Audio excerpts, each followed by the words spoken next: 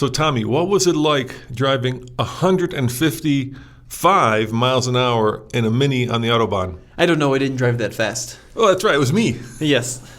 Hey, guys. Today we are going to be talking about a recent trip that Tommy and I took to Germany, where we actually got to go watch a pretty epic race. What race was that, Tommy? Well, we saw the 24 Hours at the Nurburgring, which was really incredible. We were a guest of Mini there, but we also got to drive some of the latest M cars in Germany, which was very, very cool. But that's not all we're talking about in this podcast, because we're also talking about the Ford dealership experience. We're talking about 7th generation Mustangs, a little bit of Sema news, and a little bit of arguing thrown in the mix. Yeah, you know, me and Tommy sometimes do like to argue about, well, my curmudgeonness. Everything is what we argue about. And his over youthfulness. So I suspect there'll be a little bit of that. And if you don't like that, well, I'm going to say there's a lot of podcasts where people don't argue, so go check them out, like my friend Nicole over at Wheel Bearings.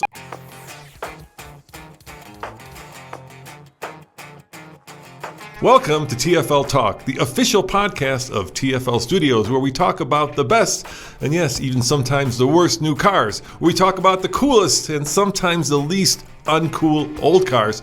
And of course, we give you an insider's view of all things automotive. And hopefully we do it having fun and sometimes arguing. So if you're driving, keep driving. And if you're not, why not? So Tommy, shall we talk about driving on the Autobahn first? Because let's face it, that is an automotive bucket list thing you have to do, and we have to thank Mini for that. Yeah, so we were in Germany for about a week or so, and they lent us a Mini Clubman John Cooper Works, which is the kind of long roof station wagon designed Mini, and very cool. It's the high performance model, so we got to do some zipping along on the unrestricted portion of the Autobahn. It's actually more than that.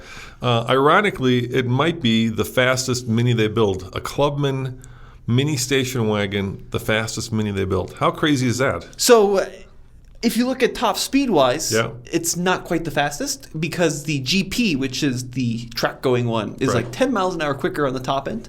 But it is the quickest accelerating Mini. So under 5 seconds from 0 to 60 out of a 300 horsepower turbocharged 4-cylinder and all-wheel drive. So this is a little pocket rocket if there ever was one.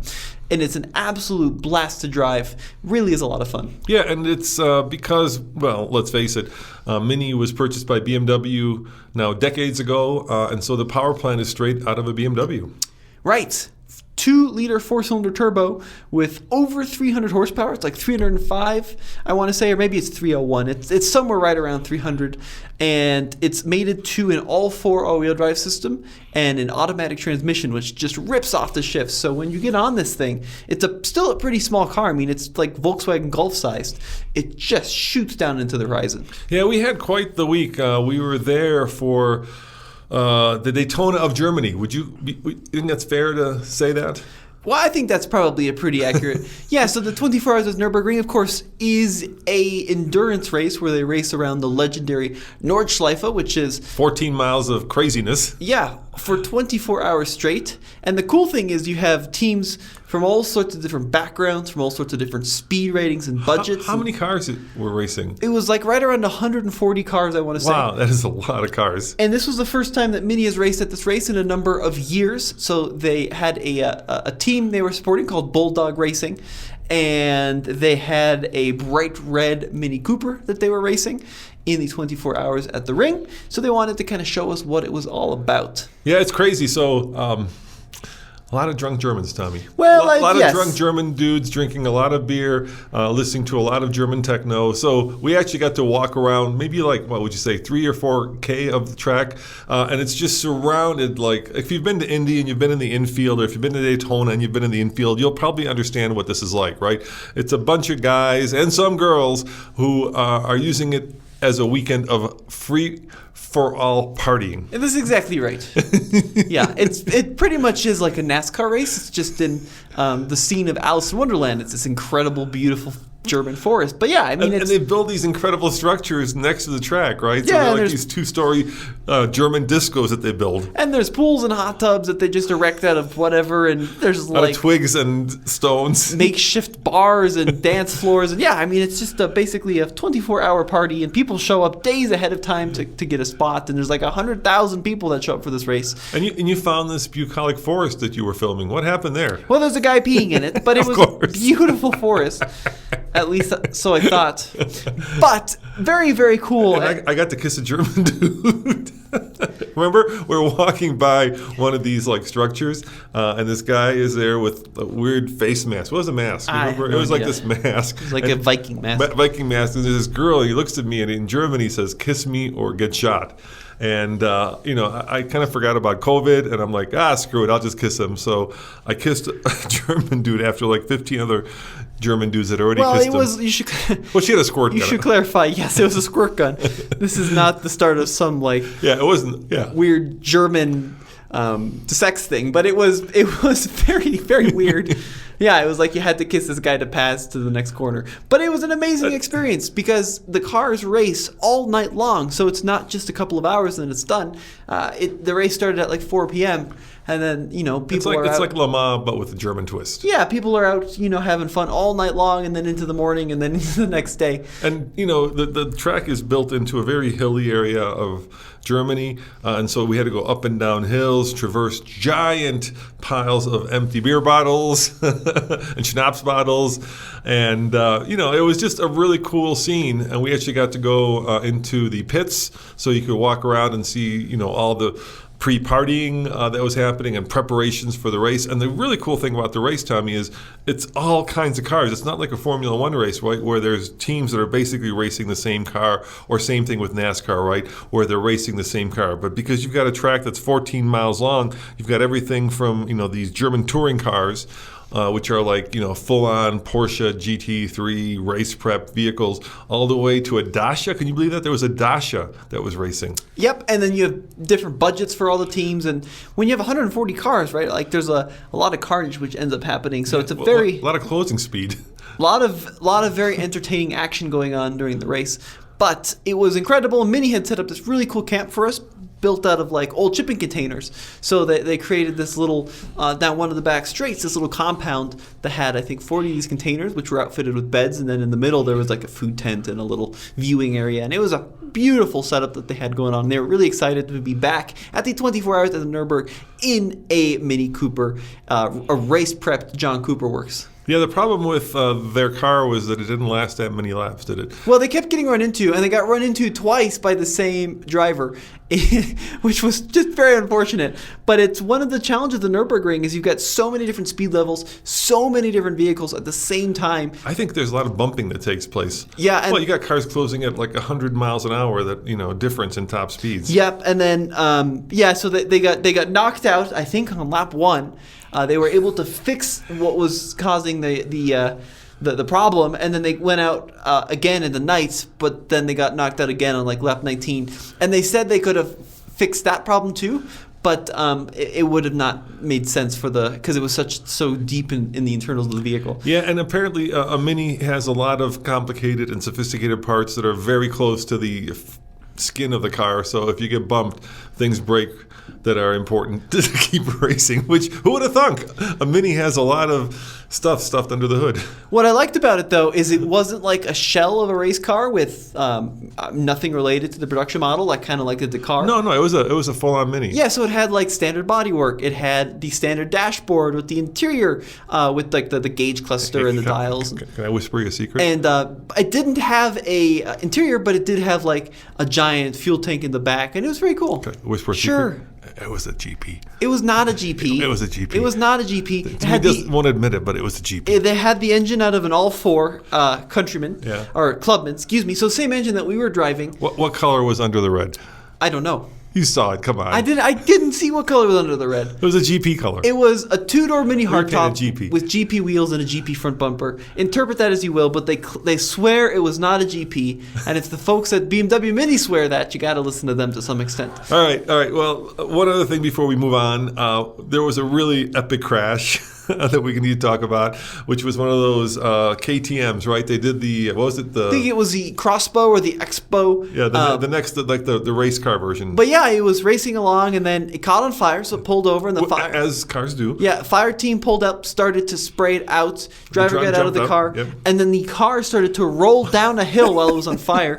And made its way on the background of the track. Yeah, and it was racing on fire with no driver. Yes, and then it hit a wall at like 20 miles an hour or something, and that was the end of it. So they probably could have saved it had it not rolled down onto the track while it was on fire. But at that point, they were like chasing after it with hoses, and that was a mess. But there were a couple of really big crashes, as you'd expect for an endurance race. Spectacular and entertaining because nobody was hurt. Yeah, it was successful there. And it's cool, too, because you've got a lot of different vehicles competing, from BMW to Mercedes to Audi to Porsche, of course, had tons of cars. And some of these cars were backed by the actual manufacturers. A lot of them were just privateer teams. And then, of course, you had the little Dacia team, which was in this like, it's a Romanian company racing this little itty-bitty sedan called the Logan, which is just like the goofiest thing. But it was so fun to watch. Dude, and there was racing a Mark II GTI. Yeah, there was a couple of old stuff. Yeah, it was a very, very cool race. And it's a big deal, not so much here in the States, but certainly in Germany. It must be the biggest. It's like the Indy of Germany. It's like a big staple event for them, yeah. So there were thousands of people everywhere and huge traffic, but a great time. And then, of course, the really cool part for us was that BMW has their performance center there. Basically, they have a center there where their engineers go, and during production days on the ring, production days are for producers of cars, right? Manufacturers. They test the cars, and they have I think they had every M car, and they just let us loose. They said we could drive, not on the race track, but around the area there with beautiful roads, any of the M cars. So we drove the M3 competition. We drove the brand new M8 competition.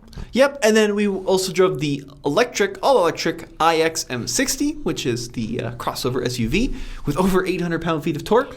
So that was cool, too, because you can drive around the beautiful forest roads in that area in these high-performance BMW cars, and that's where they also do development on the Nürburgring, along with Porsche and Mercedes, and they all had their facilities there. Yeah, and I actually have to say I was wrong about the M3 competition, because when I got to drive it initially, we went on a program with BMW to Palm Springs to what's the racetrack they're called? Thermal. And you loved it because it had the competition seats, which are basically these carbon fiber seats that have like an inset where your family jewels usually go. And I hated them immediately. But then when I got behind the wheel and got to drive it on some twisty German roads, I started to understand why those seats are so cool, especially since that car is a very high performance model and it's just a hoot.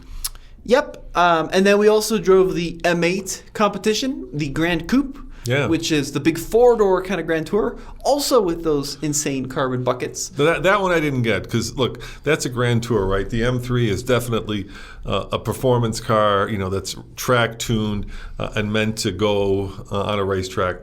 I'm not so sure about the M8, right? That is a Grand Tour where you probably want to devour large chunks of kilometers at a single bound, and to be strapped into those carbon fiber seats is a little bit cruel for that long, I think. Sure. For me, at least. Maybe not for you. What'd you think? I agree. And then we also drove the iX, which is the electric crossover. Yeah, let's talk about that one. That one's kind of the most interesting. And that was certainly the most groundbreaking. So that's the ground-up vehicle to compete with, like the Tesla Model X that BMW makes.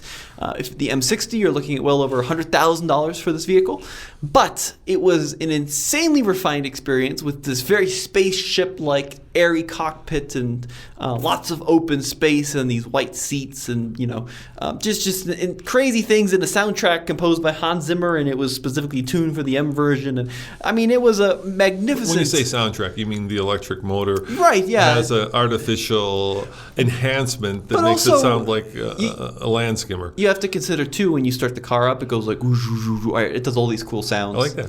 Whoosh, whoosh, whoosh, whoosh. Yep. And then you even got that reverb. That was pretty good. And then all of like the little buttons too kind of make noises, and apparently those were very well orchestrated. So my takeaway from driving those three back to back was just how insanely quick electric cars are, because we're driving two of the quickest BMWs. And of course, the difference between fast and quick is, and this is an automotive journalist thing, but every time I say it wrong, I'm always struggling with this, right? Because quick is 0 to 60, it's acceleration, fast is top speed. But yet most everybody in the vernacular just says fastest. Which is fine. Right? They don't mean top speed, Yeah. they mean accelerating. I'm good with it. So let's talk about quickest. All right? So I was just impressed by how quick that family iX is compared to the two super high performance, highest performance BMWs in some ways ever built. Because with the internal combustion engine cars, you have turbo lag. So when you just floor it, there's a little bit of time, not a lot, before the turbos kick in. And that electric car is just slams your head into the back of the headrest. And blood rushes out of your head into your brain. You get tunnel vision, and the performance is staggering. If an ICE car did that, everybody would be over the moon. But since it's an electric car, everybody's like poo-pooing it because it's electric. But if you just take it for the performance of a family, roadster, it's pretty staggering. Cool. Don't you have anything to add to that? Well, you went all esoteric. I mean, what do you want to say? It's insanely fast and straight. I think you'd say something like, and this is where we argue, of course, where you'd be like, yeah, but take it around the corner. Well, no, I mean, I think you're right. I don't know what else you phrased it so eloquently. Oh, thank you. I have nothing else to add. No, what I want to add is that it rides like a couch, so it's very soft.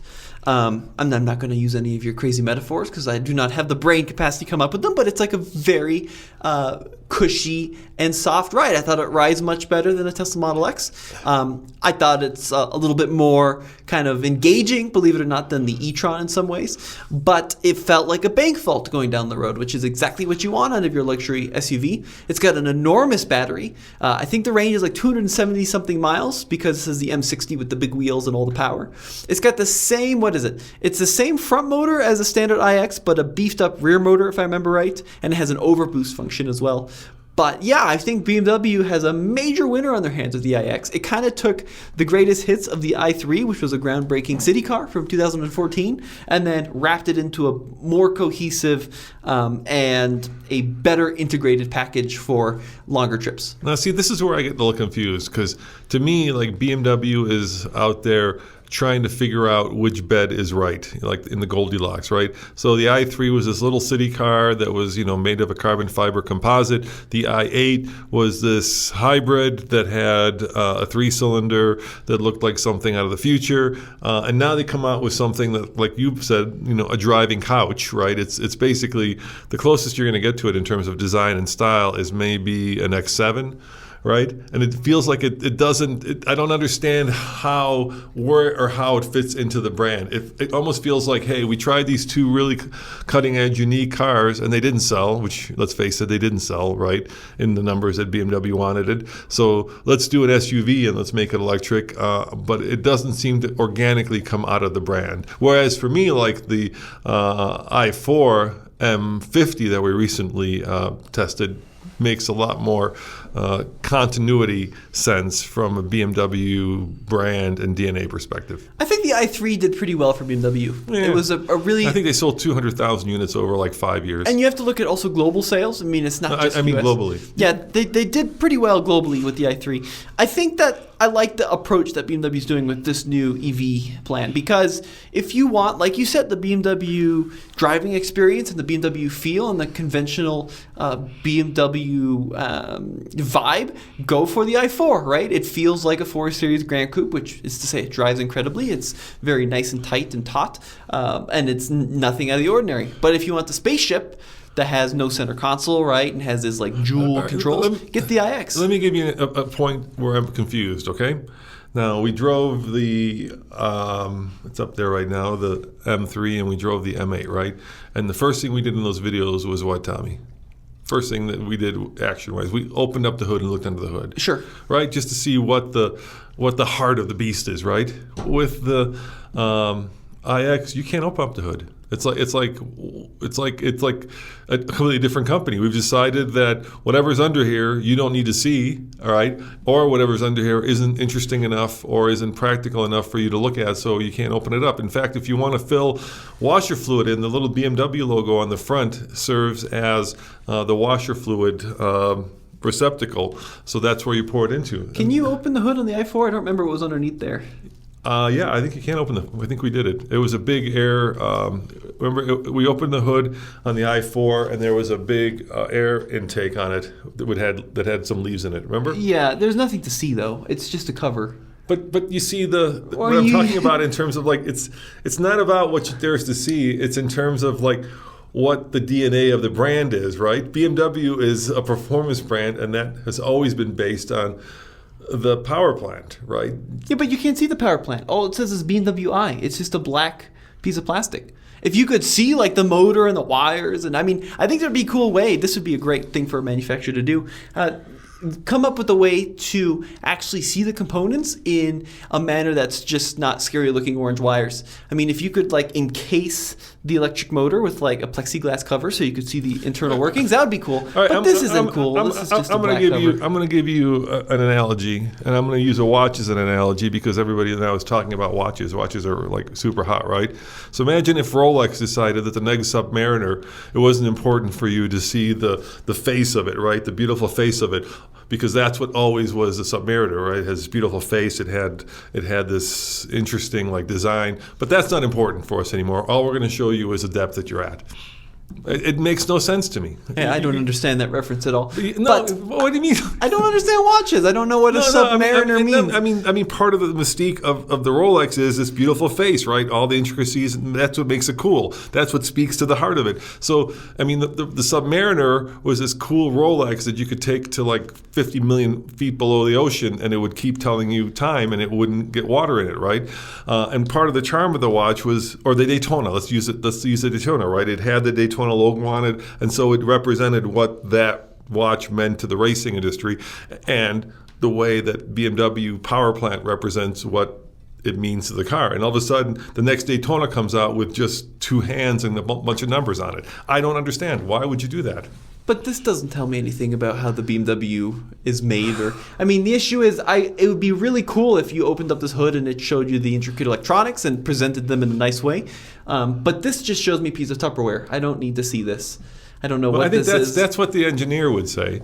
But I would say that the BMW... But so make it look good. I mean, if it was, like I said, I mean, if you could see, like, copper connections and if you could see, like, of this beautiful... Yeah, I agree. Make it look good. This is not... I'd rather see nothing than see this Tupperware. That's what BMW should have done. They should have made it look good. Well, so far, no manufacturer's done that. So, maybe going forward... No, that's not true. With an electric car? Yeah, there's cars that they have tried to make it look interesting. So, remember the Fisker?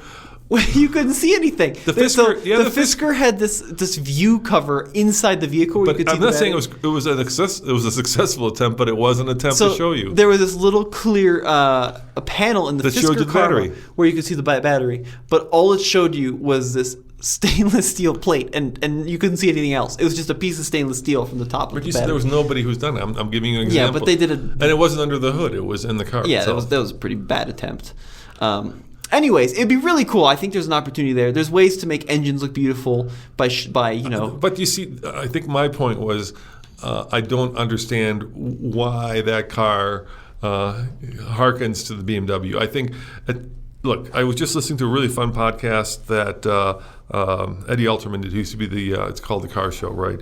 He used to be the editor of Car and Driver, and he talked about what the mystique of Jeep is, right? It harkens back to the Second World War, which is like the cleanest, best war for America because it was black and white, right? We were the good guys, the Nazis were the bad guys, yada, yada, yada. All these subsequent wars were all gray. And he said the reason that the Jeep sells so well is because there's like a little toy soldier in every one of us that wants to, be proud of being an American, and the Jeep brand, especially in the Wrangler, really harkens back to that moment in time. And to me, the iX doesn't harken back to anything. And maybe that's good. Maybe you can use it as a clean break from the current set of cars.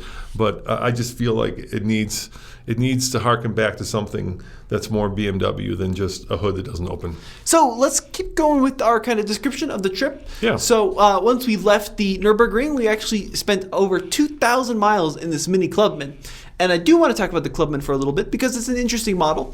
The Clubman is a vehicle which does not sell super well. Well, it's a mini station wagon in America, and people don't like station wagon. Mini, not the brand, but small. People don't like small, and they don't like station wagons. And it's nice because it gives you kind of the look and the feel of the Mini hardtop, but it gives you a lot more usable length. So you've got 4 real doors with the real back seats. You've got this pretty sizable trunk with these crazy barn doors that open up left and right, and it gives you a good long look. And the handling dynamics of this car were amazing. So like you said, we could be going down the Autobahn at 120 miles an hour, and it would be stuck like glue, even on some of the tight turns. It didn't feel twitchy. It felt super neutral and very composed. But yet, when you got it on like the German back roads, or we went and visited family outside of Prague, you could get it through these little mountain roads, and it was just beautifully sized. Really a great car. Now, the John Cooper Works model is the highest performance version, and it does have a very firm suspension. In Europe, the roads are so good that it felt perfect. I think if you brought that thing to Michigan... Let me say, in Germany, the roads... They were pretty good too. But you bring that thing to Michigan or even Colorado here, we have some of these big potholes, and that thing would be pretty miserable pretty quickly. But for back roads, for blasting around and having fun, that thing was awesome. Can I give you my top 3 observations from the trip? You don't have to ask me all these questions, Dad. I might suggest just giving them out. It's a segue. I'm doing a transition here. Well, you keep asking my permission for stuff. I would just say you can, take the liberty and say it. All right, here are the top 3 observations. First and foremost, having listened to a bunch of podcasts and watched a bunch of videos, it seemed like Europe was way ahead of America with EV adoption.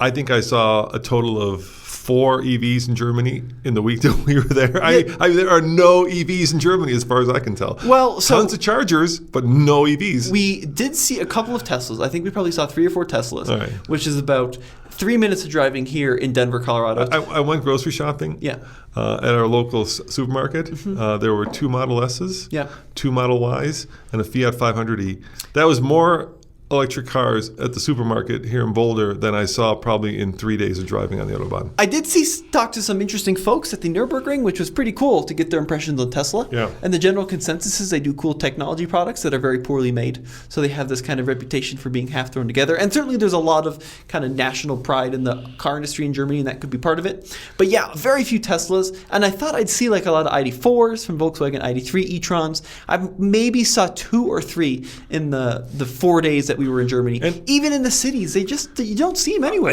I saw an EV6, a Kia EV6 taxi. Yep. That was cool. I did see actually the most EVs I saw was the Hyundai Ioniq 5. Yeah, more Ioniq 5s. So probably saw 6 or 7 Ioniq 5s on our trip. We went and stopped at a lot of Autobahn rest stops, and I saw a lot of chargers and only 1 Polestar charging on all those stops. That was pretty wild. The infrastructure is great. Yeah, they have tons of fast charging infrastructure, and it's everywhere. But we just didn't see many, even from the European-only EVs like the Renault Zoe, the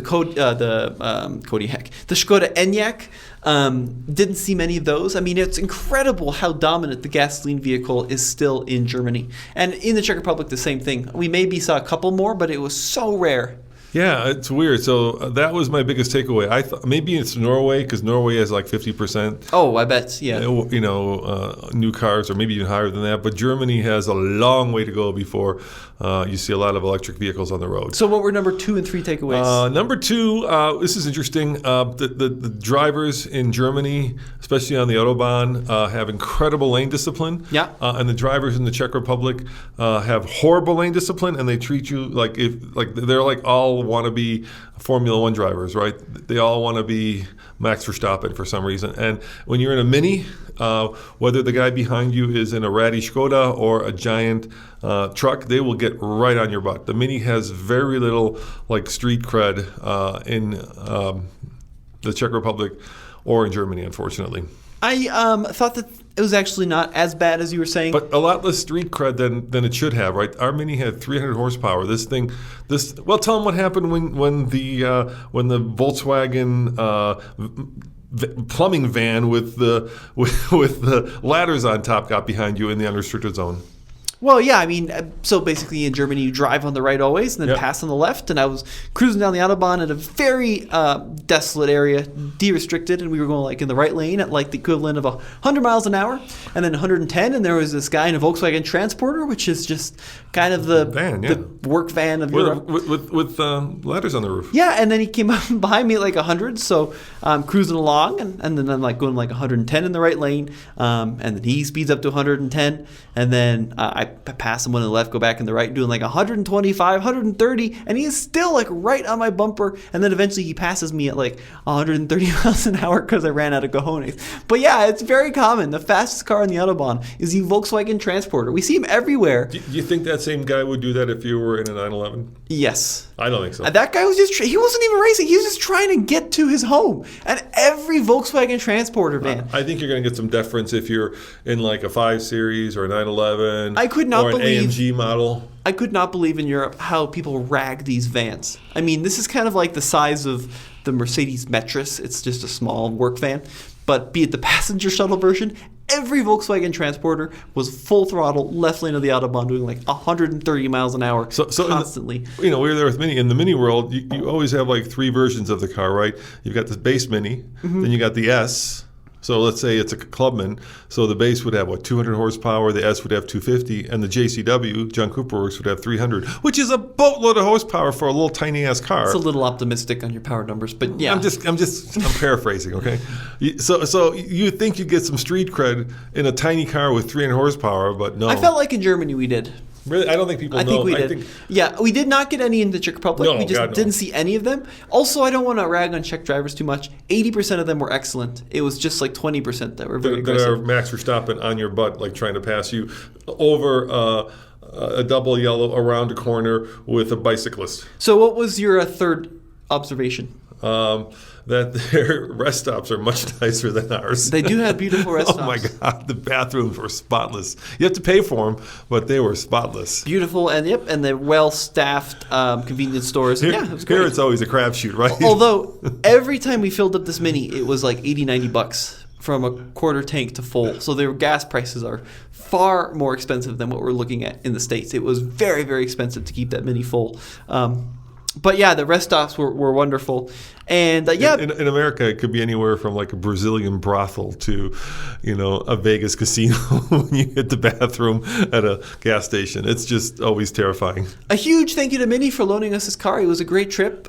Really felt like we got to know the vehicle quite well. The space was really good. That's one thing that the BMW folks really got right with Mini is they're tall folks in Germany. And even if you're 6'1", 6'2", you can put the seat all the way back and you couldn't reach the pedals. That's how much space there is in this thing. So lots of interior space. The seats were a little firm for 2,000 miles. Technology was okay. Radio was really good. And the coolest part was the speed limit indicator was so fast. So the thing about the Autobahn is everyone thinks you can go 100 miles an hour everywhere. But most of the time you're doing like 120K, which is like 70 miles an hour because there's speed restricted zones everywhere. But that speed limit indicator, be it a digital speedometer sign, a digital speed sign, a construction zone, or just a generic... Yeah, I don't know how many figures it out. It was so regardless of what country we were in, we were in Austria too, you could go through a school zone, it would know it immediately. You could go through a temporary construction zone with a temporary speed limit, the car would know it immediately. Yeah, so it was so good. Let's say you do an 80 in the Czech Republic and all of a sudden you get to a town and all towns are 50, right? Mm-hmm. kph. But there's construction, it goes down to 30. So you think that it would know that there's construction there. It's just temporary. It knew it. Yeah, and I thought it was using cameras, and in some cases it may have been, but there were other points where like you could barely see the speed limit because it was blocked by a truck or a lorry or something, and it would just be right on the money with the car. So that was incredible. And it was right like 99.9% of the time. I don't know what magic witchcraft was going on there, but it was really cool. All right, I'm not going to ask permission. I'm just going to do a little... informational tidbit here for all of you fans of TFL. As you know, we have just finished airing our Go Big series over at TFL Truck. And as is our way, we are selling our cheap Overlanders in the condition that we put them into. In other words, all the upgrades and all the fixes. So what we did was we bought the... Not many of either in this case. Well, it depends on the vehicle. So we bought the cars. We took them to our master mechanic, Toby. We told him what was wrong with it. We fixed what was wrong with it that was critical. Some things we didn't fix that weren't critical. And then we partnered with Michelin. No, actually, it's Bridgestone, which is also Michelin. No. rewind. We partnered with BF Goodrich. BF Goodrich, sorry. Yeah. Which is, does Michelin own BF Goodrich? Yes. Yes, I think so. That's why I said Michelin, yeah. Anyway, BFG and put on KO2s on them. So we've got brand new KO2s, took them around the White Rim Trail. And now we've brought back TFL Bids, which is running right now where we're selling your Suburban, Tommy. And last time I checked, we paid $4,000 for that car, put a couple grand into it. And right now with no reserve, it's only up to $2,100 because that money is all going to a charity. Yep, it's all going to the Colorado State University Drone Center, and it's at selling for no reserve, so whatever it goes to is what it will be selling for. So if you want a slightly clapped out but a very characterful Suburban, check out tflbids.com. We also have a very cool first-gen manual transmission off-road Kia on there, which is pretty wild. You want to see that. And then next week, we're also going to be auctioning off the Excursion. So that'll be ending next week. So and then the Cadillac, Andre's Cadillac after that. Right. So we're going to be selling a lot of vehicles at TFL Bids. An easy way to get to them is just go to alltfl.com. There's a link to TFL Bids right there. Plus, it has all the reviews that we've already published of the M3, of the X1, of the M8. So if you want to see those that we talked about them, it's all at alltfl.com. So let's talk about some of the interesting news which has been going on this week. We have news. Yeah, so the Ford CEO, Jim Farley, announces the end of the dealership experience as we could know it. For electric vehicles. Yeah, so EV sales are moving to an online-only fixed-price model, which is a la Tesla and Rivian, right? And how long will it take for rivals to follow, and is this a good move? Well, do you want me to answer all those questions? Yes, this is a question I'm asking you. All right. Yes. First of all, let's take a step back. All right. Once again, I was listening to another podcast about electric cars, and they had a podcast presenter who was actually in the market for a Kona. No, not a Kona. Sorry, Ioniq 5, which first editions are like $53,000, right?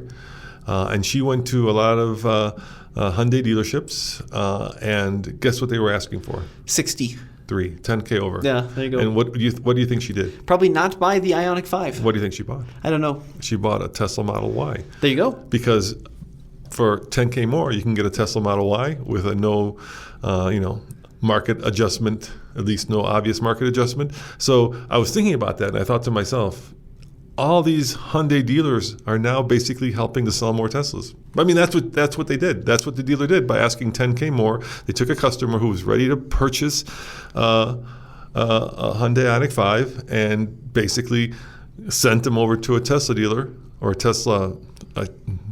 Well, I mean, not even a dealer. Right. Sent them to Tesla.com, right. And then just they just helped sell another brand's car. That's mind blowing to me, and I get that there's a lack of cars right now. But how do you stay in business doing that?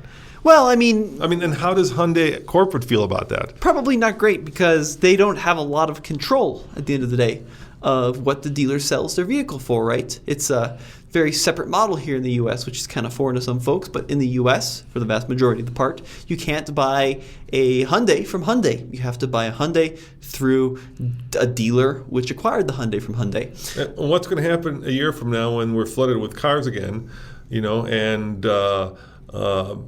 all those car sales that went to Tesla that could have gone to Hyundai start to actually mean something or matter. I think it matters now anyway, but it'll even matter more then, because now all of a sudden what you've got is you've converted a person from a potentially Hyundai customer to a Tesla customer. So chances are that the next purchase that person makes is also a Tesla. It's mind-blowingly stupid, Tommy. Mind-blowingly stupid. So is this a good move that Ford is doing?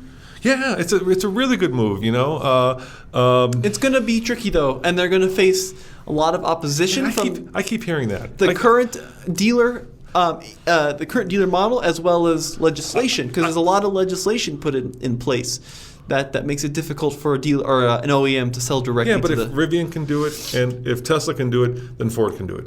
Yeah, it's not that easy. It's not quite that simple. I always hear that it's not that simple, but you know when things become simple? When the tire hits the pavement, when money starts flowing out the wrong way, then things become very clear and very simple very quickly. It's a lot cheaper to pay a bunch of attorneys to go and start litigating this than it is to start losing tens of millions, if not billions of dollars, because here's the basic paradox that traditional manufacturers are facing, right? You can go at 2 a.m. in your underwear and buy a Tesla or Rivian online. And then in the case of Tesla, you could probably have it delivered. Our neighbor, right, bought a Model 3 Performance. And on the website, it said it was going to take, 2 months? He had it 4 days later. What's the biggest truck market in the U.S.? Ford? No, biggest truck. Texas. Texas. Yeah. So can I order my Cybertruck in Texas?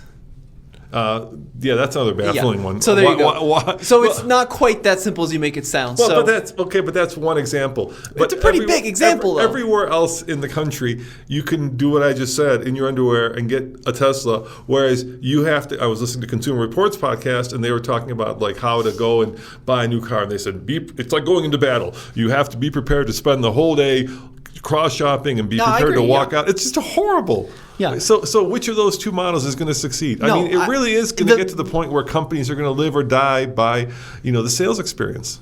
Yeah, you are right. The online model is my preference. But what I was trying to illustrate there is that it's not quite as simple as just saying, all right, we're going to sell all EVs online. We're going to bypass the hundreds of Ford dealers which are currently out there and just go direct to consumer. It's not quite that simple, and there's a lot of kind of there's a lot of negotiations which is going to happen between we now work and then. with Johnson's Auto Plaza to buy our Rams and our Jeeps, and they're great. Well, so there are some dealers which add to the purchasing experience They're great. and do make your car buying experience better. And there are certainly examples of that.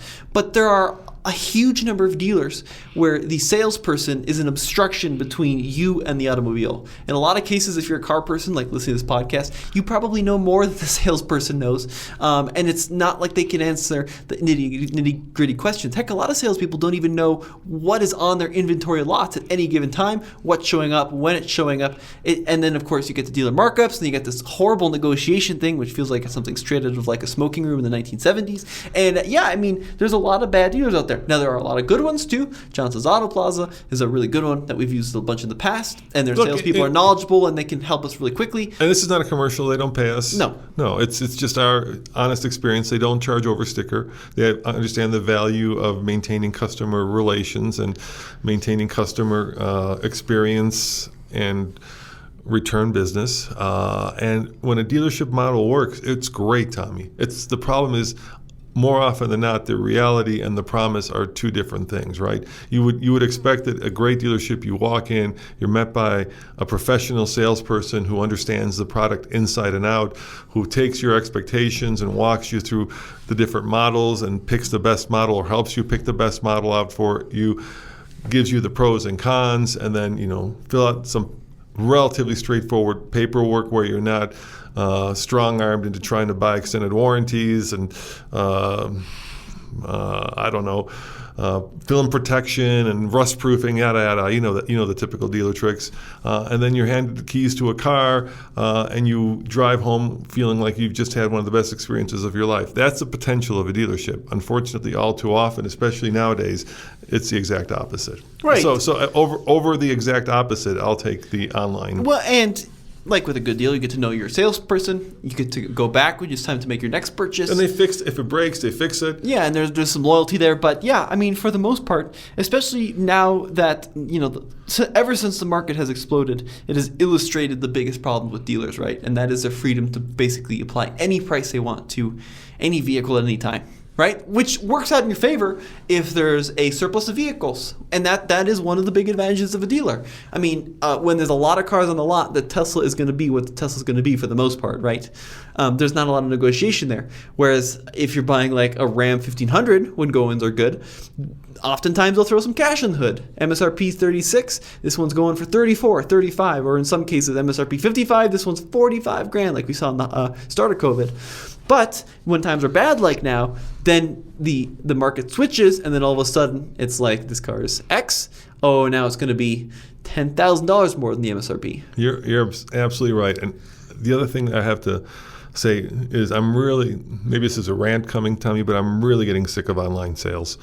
Well, you just said you liked online sales. I do like online sales when the experience is bad, but when the experience is good. So we were just in the Czech Republic. You like online sales when the experience is bad? When the regular experience is bad. Oh, okay. Let me clarify that. When you're dealing with dealer shenanigans and online sales, makes it much easier. But like, I much prefer going to an Apple store than buying it online. That's just me because I want to touch and feel, and I want to get the expert knowledge of the person selling it. But let me give you an example of that. We just went to a shopping center, and shopping centers are pretty much dying in America because of Amazon. And as far as I can tell, the Germans hate Amazon. So there's not a lot of Amazon. So we went to the shopping center called Czerny Most, Black Bridge in Prague, right? Really cool, like old school shopping center, all indoors, lots of different stores, right?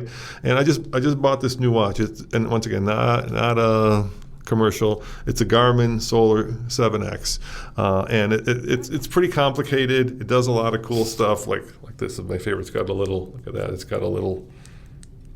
I can't turn it down. See, it's got a little flashlight built into it. Pretty cool, right? But one of the things that it does is it gives you a lot of information. So like your heart rate, the same stuff an Apple Watch does. The problem with it is I've got like my steps, the altimeter, my heart rate, my battery there. But I had this one little thing on the face that said something like SR. And I didn't know what it was. I had no clue, and I had no clue how to change it.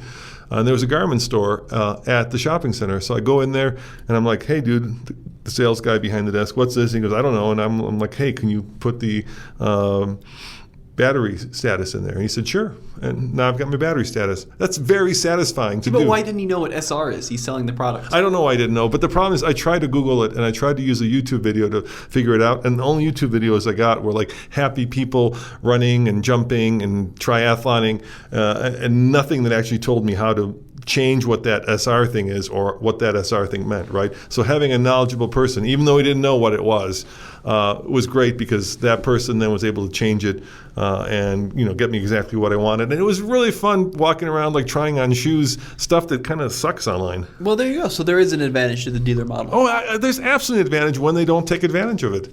Yep.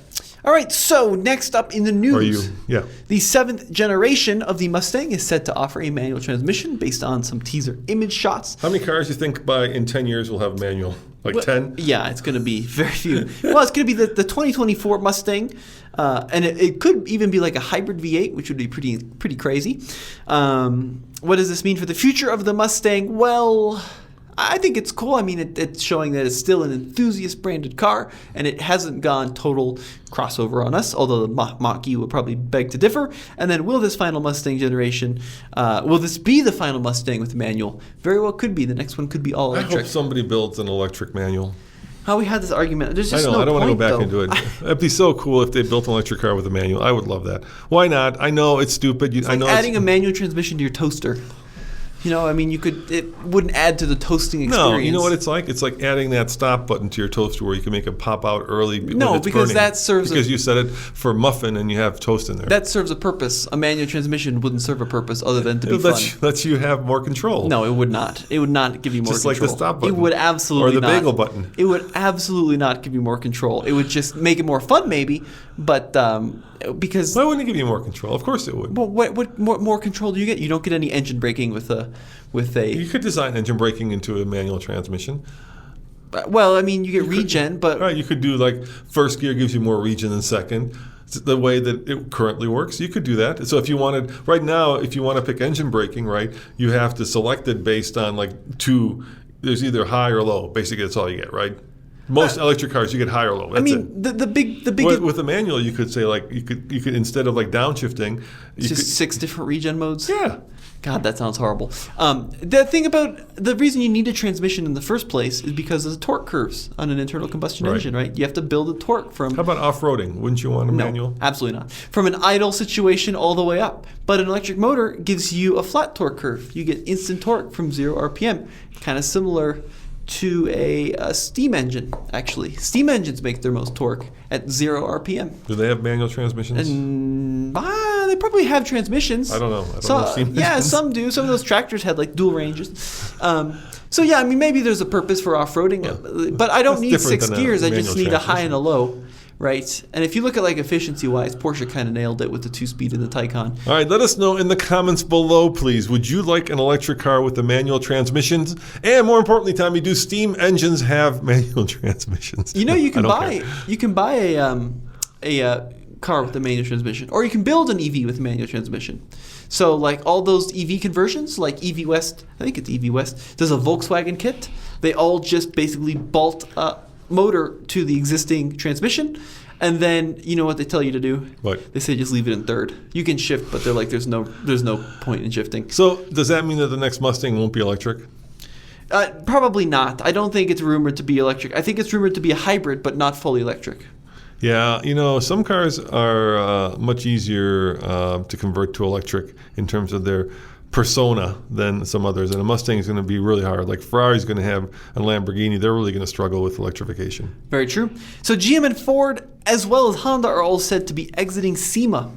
I've got pictures of all this. After 10 years, I exited it too. There you go. There's a picture. Yeah, thanks for Sema. Yep. I exited Sema. I was done with it. It was like COVID hell, Tommy. People from around the world all crowded together, and there's always some like old dude who's there with a bag full of stupid brochures who's moving like 2 miles an hour, and you can't get past him while you're in a hurry to try to get to a meeting. It's actually. At one point, I think SEMA must have been like really cool. You know what it's like? It's like when Orange County had orange groves in it. It must have been incredible to be there. Now it's just like consumer hell. And I know it's not a consumer show, but somehow a lot of consumers end up sneaking in the show, and it just becomes overcrowded. And it's basically who's is bigger contest. And people just build not cool cars, outlandish cars, and there's a big difference. And then you got to go try to find the cool cars among all the stupid, outlandish cars and trucks. So the big question here is, are they going to be exiting auto shows as well? Because we've seen some auto shows where certain manufacturers don't attend. Are we seeing the death of the car show or the auto show? Well, it's not the death. It's just changing. The problem with the auto show is very simple, I think, in my mind at least, static. Right? They don't move. And now the trend is going toward more experiential car shows. Like a good example might be Pebble Beach, where you actually have all these things going on. So you do have static cars, but you also have, different drives that you can partake in. You've got classic car racing at Laguna Seca, and it becomes more of a immersive experience as opposed to a bunch of clapped out gaudy trucks with 15-inch lifts just sitting there, waiting to be rolled out and then sold for some stupid number. All right. I don't like SEMA. Sorry, I don't like SEMA. Okay. I don't see the value of it. Well, it shows so a lot of engineers and designers specifically attend SEMA. Yeah, 10 years ago. No, even today. I was just talking 10 years ago it made sense. I get it. Yeah, but even today, the reason that designers go is because it shows you the trends in customization in the aftermarket community, and then designers can see what is hot, what's coming up, and then they can design certain of those cues into their new production models. Wouldn't it be cool if they actually had a lot of cool and cutting edge and interesting and thoughtful vehicles where inside people in the business who were kind of showing off the latest and greatest instead of just a bunch of drunk Australians who spent too much time at the casino, strolling around the thing and clogging up every possible way of getting from one car to another. And it's also too big. You just can't get your mind around it, right? There's so much there. It's too much. It's like too much choice. It's not supposed to be a public show, though. It's not, but it's supposed to be a vendor show, isn't it? But are there that many vendors in the world? I think yes, people just get into it. Maybe your shop guy really well, and then he gets tickets and he gives them to you. I don't know how all the people get into it, but yeah, it's a mad scene, and it's gotten out of control and too big for its own good. All right, well, there you have Roman's rant on SEMA. And I'm sure people love it because it's like the forbidden fruit. Like you want to get there, so you see all this cool. But like I said, just because something is lifted with giant wheels and tires and bagged doesn't make it cool. It just makes it big and lifted and stupid. All right. Well, that is one very vibrant opinion. So They're cool things. They're really cool things at Sema, but you can't find the tree among the forest. Well, what else do we have going on in the last few minutes here? So we've got a couple of fun events going on. I'm going to go to Palm Springs, California to drive the all-new Bronco Raptor, which is the insane Raptor on the huge tires and the wide body kit and the crazy orange color. So I'm very excited to experience that in the California desert. And then you are off to go check out the Lyric, right? The electric Cadillac?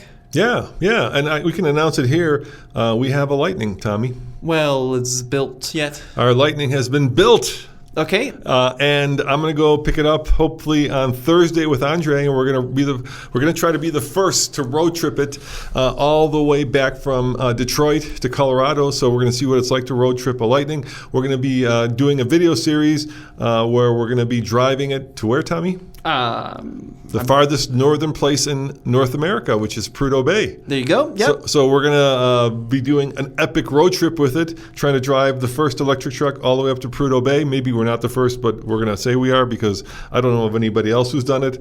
And then we're also going to be geocaching stuff like T-shirts and belt buckles to bring you guys along on the trip. And so stay tuned for those videos. And so we're going to be doing the produced videos, right? The more interesting ones like the towing videos and the range test over at TFL Truck. But we're going to be doing kind of the daily updates over at TFL Now. The best way to get both of those is just go to alltfl.com. Yep, and then Andre's going to go drive the Escalade V this week, which is, I think, very cool. It's the new 600 plus horsepower Cadillac SUV. You're going to go drive the electric Cadillac, which is pretty wild. They have two different offerings, one fully electric and one with a massive V8. We've got the Hyundai Kona N at the office. Just did a video on the Kia Sportage. And then it's going to be truck week this week as we got all sorts of half-ton trucks coming in for a lot of testing from General Motors, from Toyota. We've got a long-term Ford Power Boost, which we're playing with recently. So lots of cool stuff going on. Yeah, and then we're not sure whether we're going to be trading in our TRX or selling it. Andre just put up a video saying that we're selling it. So once again, at alltfl.com. So if you are interested in buying our TRX, let us know.